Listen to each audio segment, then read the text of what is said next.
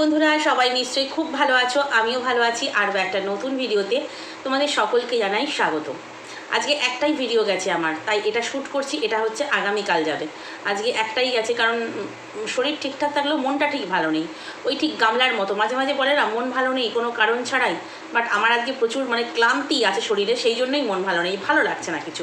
তো সেই জন্যই ভাবলাম আজকে একটাই ভিডিও যাক। তো সেই 12টার সময় ভিডিও গেছে, কিন্তু আর এই রাত 8টার ভিডিওটা দিইনি, কিন্তু কন্টেন্ট প্রচুর আছে। তো যাই হোক, এখন ভিডিও বানিয়ে রাখছি, সেটা আগামীকাল যাবে।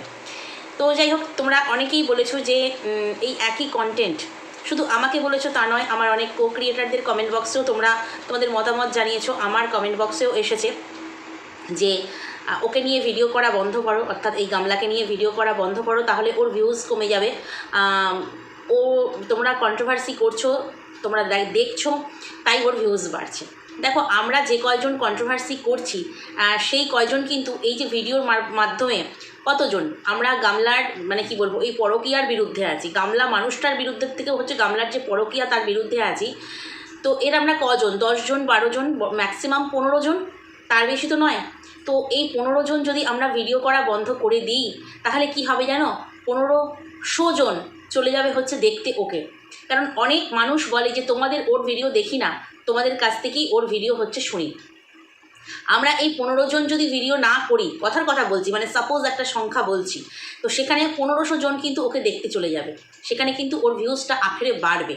আর কন্ট্রোভার্সি হচ্ছে এই নয় যে আমরা বলছি বলেই সবাই দেখতে চলে যাচ্ছে, কিন্তু এমনও আছে যে মানুষ ওকে দেখে না, আমাদের কথা থেকেই শোনে। আরও একটা দিক ভেবে দেখো, এই যে ওর হয়ে যারা জয়গান গাইছে, তারাও কিন্তু সংখ্যায় কম নয়। ওর এই পরকীয়ার সাপোর্ট, ওকে সাপোর্ট করা, সব কিছু দেখেও চোখ বন্ধ করে থাকা, ওর হয়ে লড়বার কিন্তু কন্ট্রোভার্সি জোনে ওর হয়ে লড়বার কিন্তু মানুষ আছে। কিন্তু আমরা যদি ভিডিও করা বন্ধ করে দিই, সন্দীপের হয়ে সোচ্চার হবে কে বলো তো? কারা হবে সোচ্চার? শুধু ভিউয়ার্সরা কমেন্ট বক্সে ভিউ দিল আর কমেন্ট করে আসলেই তো হয় না। সমস্ত তথ্যগুলো তুলে ধরা, অনেক কিছু খুঁটিনাটি বের করে আনা, আর সেগুলো কিন্তু এই কন্ট্রোভার্সি ক্রিয়েটাররাই করে। আমরা হয়তো ওকে নিয়ে ভিডিও বন্ধ করে দিলে আমাদের কোনো সমস্যা হবে না, আমরা অন্য আরেকজন ব্লগারকে পেয়ে যাব, বা অন্য কোনো টপিক আমরা পেয়ে যাব, সেখানে আমরা ভিডিও করতে পারবো। কারণ আমরা যেহেতু কন্ট্রোভার্সি করি, আমাদের কাজ এটাই, আমাদের চ্যানেলের কন্টেন্ট এটাই, অন্যের কন্টেন্টই আমাদের কন্টেন্ট। তাই ওকে ছাড়লে আমাদের কোনো সমস্যা হবে না। কিন্তু আখেরে কার সমস্যা হবে জানো? সন্দীপের হবে। সন্দীপকে ওরা আরও চেপে বসবে। একটা সময় সন্দীপের পাশে এই কন্ট্রোভার্সি ক্রিয়েটাররা ছিল বলে সন্দীপ কিন্তু মাথা উঁচু করে দাঁড়াতে পেরেছিল।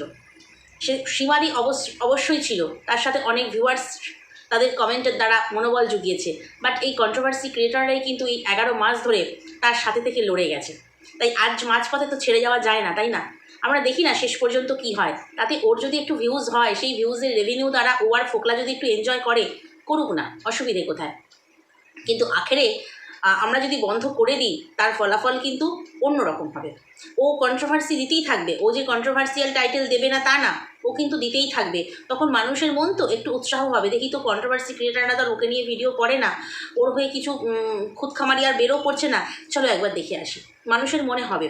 ওই যে বললাম, 15 জনকে বন্ধ করলে 1500 লোক ওর বেশি ভিউজ হবে। এটা তোমরা একটুখানি চিন্তা করে দেখো।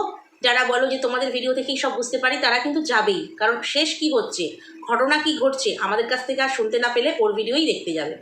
আর আমি বলবো, তোমরা ভিউয়ার্সরা যারা বলছো ভিউ দেবো না, তোমরা করো না, করো না, তোমাদেরকে আমার কাছে রিকোয়েস্ট, তোমরা ভিডিও দেখো না, ওর ভিডিও আর কি, আমাদের দেখেই বুঝে নাও। কারণ তোমরাও কিন্তু ছুটে ছুটে যাও দেখতে, এবং সেটার প্রমাণ হচ্ছে এই যে কিছু কিছু টাইম উল্লেখ করে, এই টাইমে এটা ঘটেছে, ওই টাইমে এটা ঘটেছে, এখানে দুটো কাপের শব্দ পাওয়া গেছে, ওখানে এই পাওয়া গেছে, এগুলো কিন্তু ওই গামলার কমেন্ট বক্সে তোমরাই ছেড়ে আসো। কারণ তোমরা পুরো ভিডিওটাও থরলি দেখো। ভিউয়ার্সদের আমি জানি, ভিউয়ার্সরা খুব সুন্দরভাবে সুচিন্তিত মতামত দেয়। আমরা কন্ট্রোভার্সি ক্রিয়েটার, আমরা তো দেখি একে নিয়ে কন্ট্রোভার্সি করতে হবে, তার ভিডিও দেখতে হবে, একে নিয়ে করতে হবে, কিছু টপিক খুঁজে বেড়াই। বাট তোমরা যেহেতু ওর দিকেই ধ্যান দাও, অনেক কিছু সুন্দর সুন্দর তথ্য কিন্তু আমাদের সামনে তুলে ধরো। আমি এটা অস্বীকার করার জায়গা রাখি না। যেমন দুটো কাপের যে শব্দ পাওয়া গেছিলো, এক ভিউয়ার কিন্তু গামলার কমেন্ট বক্সে কমেন্ট করে এসেছিলো, সেইটা নিয়ে কিন্তু অনেক কন্ট্রোভার্সি ক্রিয়েটাররাই ভিডিও করেছে, আমিও বলেছি। তারপরে তোমার এই যে 18 মিনিট 40 সেকেন্ডে তোমার ওই পরোটা খাওয়ার দৃশ্য, সেখানেও কিন্তু আড়াল করেছিল কাউকে, সেটাও কিন্তু ভিউয়ার্সরাই কিন্তু কমেন্ট করে এসেছিল।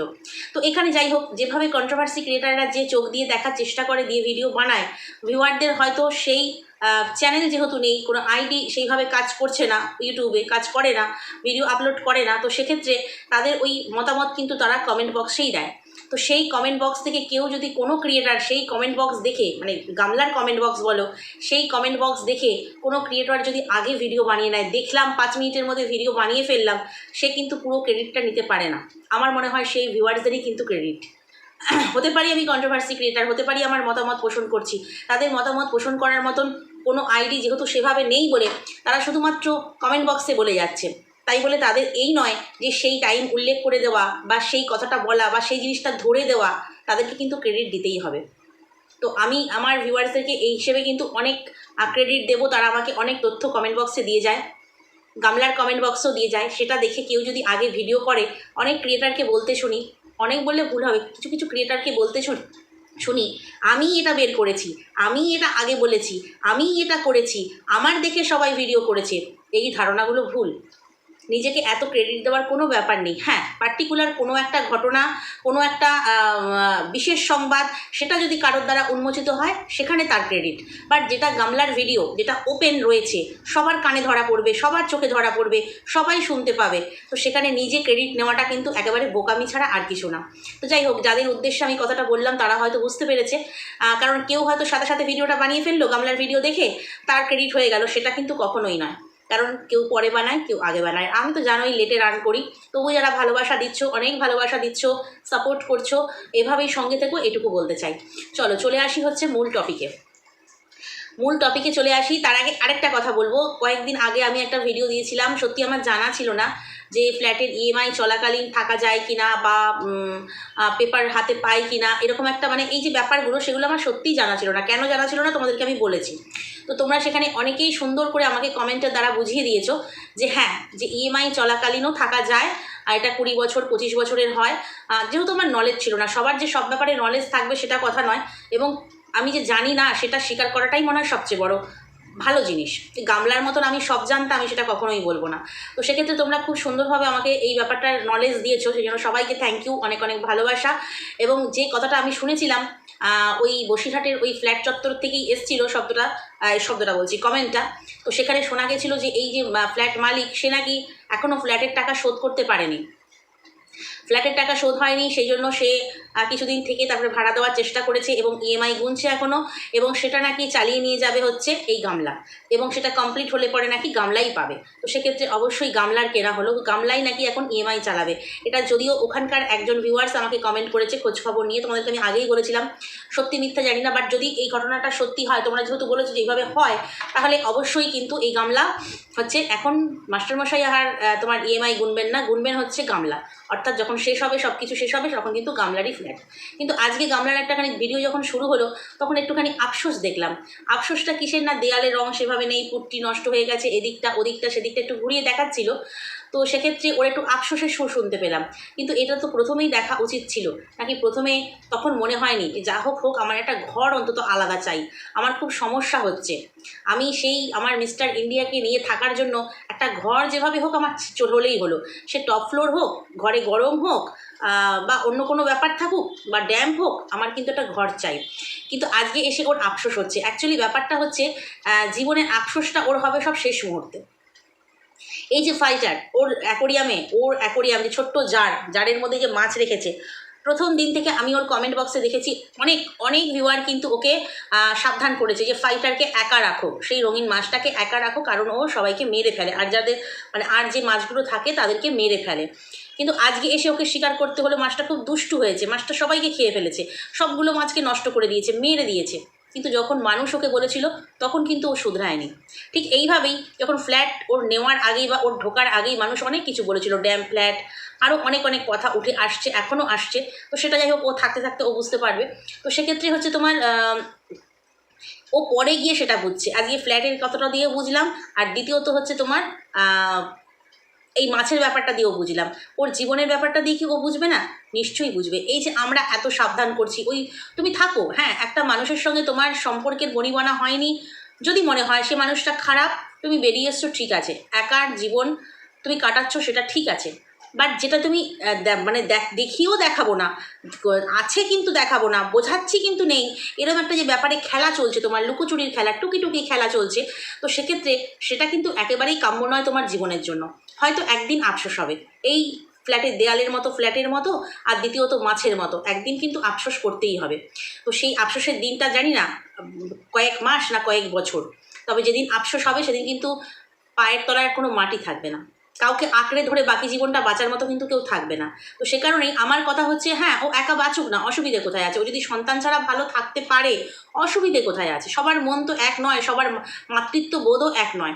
ও যদি ওর সন্তানকে ছাড়া একা থাকতে চায়, একা থাকতে পারে, ওর যদি কোনো কষ্ট না হয়, ও যদি ভালো হেলদি লাইফ এটাকেই মনে করে, অবশ্যই করুক না। কিন্তু যে সঙ্গটা ও করেছে, একটা পরকীয়া, স্বামী, লিগালি স্বামী থাকাকালীন ও আরেকটা সংসার বসিয়ে ফেললো, নাকের ডগা দিয়ে, সবার নাকের ডগা দিয়ে একটা সংসার বসিয়ে ফেললো। কি, এই যে অনেকেই বলেছিল ফ্ল্যাট মালিক তুলে দেবে, আমি জানি ওটা তখন হচ্ছে বাচ্চা ছেলে ভোলানোর মতো, সেই হাতে মোয়া দিয়ে বলে নাও এটা এখন খেয়ে নাও, পরে দেখা যাবে, পরে তোমাকে ভালো মন্দ কিছু দেবো। সেই ফ্ল্যাট মালিক কিন্তু সেটাই করেছে। যে সমস্ত কন্ট্রোভার্সি ক্রিয়েটারদের সঙ্গে পরবর্তীকালে যোগাযোগ করেছে, প্রথম তো আমার সাথে যোগাযোগ হয়েছে, তারপরে আরও যাদের সঙ্গে যোগাযোগ হয়েছে, এমনকি বাংলাদেশ পর্যন্ত আরও সঙ্গে যোগাযোগ করে ফেলেছে। তো সেক্ষেত্রে তাদের প্রত্যেকেই একটা কথা বলেছে যে আমি ভাড়া দিয়েছি সমস্ত লিগাল ডকুমেন্টস দেখে, যদি পরে সমস্যা হয়, যদি পরে অবৈধ কিছু দেখি, তাহলে আমি ওনাকে নোটিশ দিয়ে তুলে দেবো। সেটা যে ছেলে ভোলানো কথা ছিল সেটা আমরা সকলেই জানি। তার কারণ হচ্ছে তোমার অবৈধ জিনিস বলতে তো এটা নয় যে কিছু পাচার হবে, কিছু 2 নম্বরই কারবার হবে, সেসব তো নয়। অবৈধ বলতে আমরা যেটা বোঝাতে চাইছি, যে একজন স্বামী থাকাকালীন, সংসার, সন্তান সব কিছু লিগালি থাকাকালীন সে আরেকজনের সঙ্গে বসবাস করছে। তো সেখানে তো ও বসবাস করছেই, সেখানে আদার্স যারা ফ্ল্যাট ওনার্স রয়েছে বা ফ্ল্যাট যিনি মালিক রয়েছেন, তারা তো দেখেও দেখবেন না। তার কারণ প্রথমেই তো এই গাছের গোড়ায় ভালো পরিমাণ সার দিয়ে রেখেছে। তার কারণ হচ্ছে প্রথমেই বলেছে এটা আমার তুতো দাদা, মামাতো দাদা বা মাসতুতো দাদা, এরকম একটা বলেছিল দাদা। সেটা কাকে বলেছিল সেখানেও প্রশ্ন আছে। প্রথম কিন্তু হাজব্যান্ড ওয়াইফ বলেছিল যে আমরা হাজব্যান্ড ওয়াইফ থাকবো। আর দেখো, ও যদি নিজে নাও বলে, কেউ যদি কারোর সঙ্গে যায়, হাজব্যান্ড বলে দিতে হয় এটা আমার হাজব্যান্ড। তাদের অ্যাক্টিভিটিস, বডি ল্যাঙ্গুয়েজ সব দেখে হয়তো মালিক বুঝেছিল হাজব্যান্ড ওয়াইফ, সেই জন্য তার ছাত্রের মাকে সে হাজব্যান্ড ওয়াইফ বলেছিল। পরবর্তীকালে আমাকে অবশ্য বলেছে দাদা বলে পরিচয় দিয়েছে, দাদা এসছে একজন, উনি কথা বদলেছেন, সেটা অন্য কথা, সেটা আমরা সবাই জানি। তো যেখানে হাজব্যান্ড ওয়াইফ হয়ে গেল দাদা, হাজব্যান্ড যে কোনো চাপেই হোক উনি কথা বদলেছেন, তো হাজব্যান্ড ওয়াইফ হয়ে গেল দাদা। তো সে দাদা যদি ফ্ল্যাটে থাকে, তারপরে তোমার দাদা যদি তোমার ফ্ল্যাটে আসা যাওয়া করে, বসবাস করে, বোনের সঙ্গে লিফটে নামে, লিফটে যায়, সমস্যা কোথায়? দাদা তো, অবৈধ কিছু হচ্ছে না তো। অ্যাকচুয়ালি ওইখানেই তো প্ল্যানটা করে রেখেছে।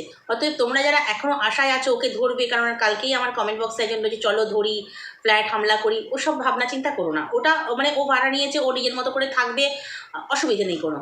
কারণ ও যে কতখানি নেগেটিভিটি সমাজে ছড়াচ্ছে সেটা কিন্তু আমরা সকলে বুঝতে পারছি, কিন্তু যাদের এখানে স্বার্থ আছে তারা কিন্তু বুঝেও বুঝবে না।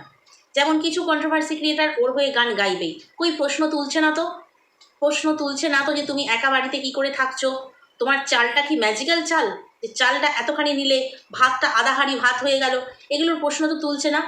কেউ কেউ উল্টে বলছে আমরা অনেক খাই, আমাদের বাড়িতে অনেক রান্না হয়, তো ও যদি খেলোই অসুবিধে কী আছে, ও একার জন্য খেতেই পারে, অল্প বয়স, খাওয়াটা কি এই বাপের বাড়িতে এতদিন ছিল না? তাহলে আমার তো একটাই প্রশ্ন, হঠাৎ এই 7 দিনে বা 5 দিন এসছে, আজকে সোমবারের ভিডিও পেয়েছি, ওর বৃহস্পতি শুক্র শনি রবি সোম, অর্থাৎ 5 দিন, 5 দিনের দিনও বাপের বাড়ি গেল। এই 5 দিনে কি হঠাৎ করে ওর খাওয়ার পরিমাণটা বেড়ে গেল? যে খায় সে তো বরাবরই খায়, সে বরাবরই খেতে পারে, বরাবরই এত খাবে, কিন্তু হঠাৎ করে 5 দিনে তার ফুড হ্যাবিট চেঞ্জ হয়ে যাবে? জানি না। আসলে এগুলো ব্যাপারটা হচ্ছে শাক দিয়ে মাছ ঢাকার চেষ্টা, আর কিচ্ছু না। আমরা সবটা বুঝতে পেরে যাচ্ছি, যারা বুঝবার নয় তারা বুঝবে না। আর যারা আশায় আছো ফ্ল্যাট মালিক কী স্টেপ নিয়েছে, ওর বিরুদ্ধে কী করলো, ওকে হাতে নাতে ধরতে পারলো কি না, ফোকলাকে কোনো শাস্তি দিল কি না, ওকে ভাড়া তুললো কি না, কারণ এই ধরনের প্রশ্নগুলো আমার ফেসবুক মেসেঞ্জারে এখনও আসছে। যেহেতু ফ্ল্যাট মালিকের সঙ্গে কথা বলা, কল রেকর্ডিং, তার স্ত্রীর কল রেকর্ডিং সব কিছু তোমাদের সঙ্গে আমি শেয়ার করেছিলাম। তো অনেকে হয়তো ভাবছে যে ফ্ল্যাট মালিকের সঙ্গে আমার হয়তো আরও কোনো যোগাযোগ রয়েছে, বা আমি কোনো খবরাখবর পাচ্ছি বা কিছু, তো সে কারণে আমাকে কিন্তু এই প্রশ্নগুলো আসছে। তো আমি বলে রাখি, ফ্ল্যাট মালিকের সঙ্গে আমার লাস্ট কথা হয়েছিল কবে আমার মনে নেই, ডেট দেখতে হবে। তো সেখানে লাস্ট আমার কথা হয়েছিল, উনি আমাকে রিকোয়েস্ট করেছিলেন যে প্লিজ আমাকে নিয়ে কিছু আপনারা বলবেন না, লাস্ট এই কথাটা হয়েছিল। তার উত্তরে আমি তাকে দিয়েছিলাম যে আপনাকে নিয়ে আমরা কিছু বলবো না, বলতে চাইও না, কিন্তু আপনি অটোমেটিক জড়িয়ে পড়েছেন, এই ব্যাপারটার মধ্যে জড়িয়ে পড়েছেন। আপনার ফ্ল্যাট সংক্রান্ত কিছু তথ্য এলে অবশ্যই আমরা ভিডিওতে বলবো, কিন্তু আপনার সম্বন্ধে মন গড়া কথা নিশ্চয়ই কিছু বলবো না। ব্যাস ওইটাই আমার লাস্ট কথা ওনার সঙ্গে হয়েছিল। উনি আর কথা বাড়াননি, আমি বাড়াতে চাইও নি, কারণ আমার উদ্দেশ্য যেটা ছিল সেটা আমি জানতে পেরে গেছি। অতএব আমার এরপরে ও ওই ফ্ল্যাটে থাকলো কি ওই ফ্ল্যাটে কিনলো কি ওই ফ্ল্যাটে ও ফোকলাকে নিয়ে রইলো, সে ব্যাপারে ফ্ল্যাট মালিককে খুঁচিয়ে জানার আর কোনো প্রয়োজন নেই। তার কারণ হচ্ছে যেটা ও দেখাচ্ছে সেটা থেকে কিন্তু আমরা সবটা পরিষ্কার বুঝতে পারছি। যেখানে সবটা ক্লিয়ার হয়ে যাচ্ছে সেখানে আমি কেন আর ফ্ল্যাট মালিককে খোঁচাতে যাব? তো সেখানে স্টেপ নেওয়ার কথা যারা বলছে যে ফ্ল্যাট মালিক কী স্টেপ নিল, ফোকলা তো সঙ্গে রয়েছে। ওই যে বললাম প্রথমেই, ফোকলাকে দাদা বানিয়ে ফেলেছে। আজ ধরো তোমার পরিবারে তোমার যদি কোনো তুতো দাদা আসে, মামাতো দাদা, মাসুতো দাদা, কেউ কি সন্দেহ করবে? না সেটাকে কেউ অবৈধ বলবে? বলবে না। অতএব ফ্ল্যাট মালিক কী বেসিসে নেবে? অতএব তাকে ওই জন্য খুঁচিয়ে আর লাভ নেই। আর সবচাইতে বড় কথা হচ্ছে তার প্রয়োজন হচ্ছে টাকার, তার টাকার প্রয়োজন। কারণ এত কিছু হওয়ার পরেও কিন্তু সে 24,000 টাকা তাকে মানে কি বলবো ফেরত দিয়ে ভাড়া তুলে দিতে পারতো। অ্যাকচুয়ালি ওই ঘরটার মধ্যে অনেক নেগেটিভিটি ব্যাপার রয়েছে, অনেক নেগেটিভ জিনিস রয়েছে। তো সেক্ষেত্রে উনি চেয়েছিলেন যেভাবে হোক ভাড়া হোক বিক্রি হোক, যেভাবে হোক হয়ে গিয়ে আমি ঘরটার উদ্ধার করা, বলে দায়ভার বলে না, উদ্ধার করা, উনি চেয়েছিলেন সেটাই। এবং টাকার তো অবশ্যই প্রয়োজন আছে। তো সেক্ষেত্রে উনি 24,000 টাকা ফেরত দিয়ে অনায়াসে তুলে দিতে পারতেন, কারণ ওনার প্রয়োজন হচ্ছে টাকা। কে রইলো, কে অবৈধ কাজ করলো, কে দাদা নিয়ে রইলো, কে মামা নিয়ে রইলো, ওনার ওটা দেখার বিষয় নয়। উনি বলেছেন আমার ওসব দেখার বিষয় নয়, ব্যক্তিগত ব্যাপার নিয়ে খোঁচাখুচি করবো না। ঠিক এই কথাটা যেন কে বলেছিল মনে পড়ছে তোমাদেরকে? হ্যাঁ হ্যাঁ, তার কথাই হচ্ছে বলছে বক দাদা, তার কথাই কিন্তু ফ্ল্যাট মালিক বলেছে যে ব্যক্তিগত ব্যাপার নিয়ে আমি কোনো খোঁচাখুচি করবো না, ওনার ব্যক্তিগত লাইফ, আমি ভাড়া দিয়েছি, ভাড়া নেবো, ব্যাস এই পর্যন্ত। তো সেখানে তোমরা অনেকেই জানতে চাইছো যে ফ্ল্যাট মালিক সব জানার পরেও যেহেতু ব্যাগ বইছে, ফোকলা হচ্ছে ব্যাগ বইছে, তোমরা বুঝতে পারছো কেন বলছি? এই যে আজকে লিফটে নামলো যখন মানে লিফটে নামার আগের মুহূর্তে যখন ও বাপের বাড়ি যাবে, একটা বড় সাদা ব্যাগ নিয়েছে, বললো ডাস্টবিন আছে, হ্যানাতানা আছে, পুজোর জিনিসগুলো আছে, যেহেতু ওই কাপড় গামছা টামছা দিয়েছিল ঠাকুরকে, সেগুলো রয়েছে, তো সেগুলো নিয়ে নামবো। তো ব্যাগ একদম বড়টা ঢাউস ব্যাগ রেডি করে রেখেছে। কিন্তু যখন ও লিফটে বেরোলো, ঘরে তালা দিয়ে দিয়েছে দেখালো, তো সেক্ষেত্রে ও যখন লিফটের গেট খুলছে, লিফটের গেট যখন খুলছে, এক হাতে ফোন, কাঁধে একটা ব্যাগের ফিতে দেখা যাচ্ছে, কাঁধে ব্যাগ। আর যে সাদা ব্যাগটা আমাদেরকে দেখিয়েছিল সেই সাদা ব্যাগটা কিন্তু হচ্ছে মানে হ্যান্ড ব্যাগ, যেরকম হয় আর কি বাজার টাজারের ব্যাগগুলো। তো ও কিন্তু কাঁধে একটা ব্যাগ নিয়েছে, কাঁধের ব্যাগের ফিতেটা দেখা যাচ্ছে, এবং এক হাতে রয়েছে ওর ফোন, হাতেই রয়েছে ফোন, এক হাতে ও লিফটের গেট খুলছে। তার এই সাদা ব্যাগটা কি ও নিয়ে বেরোয়নি? অবশ্যই নিয়ে বেরিয়েছে, কারণ টোটোয় যখন যাচ্ছিল সাদা ব্যাগটা কিন্তু টোটোয় ছিল। তাহলে সাদা ব্যাগটা নিয়ে ওর ঘর থেকে লিফট থেকে কে বেরোলো?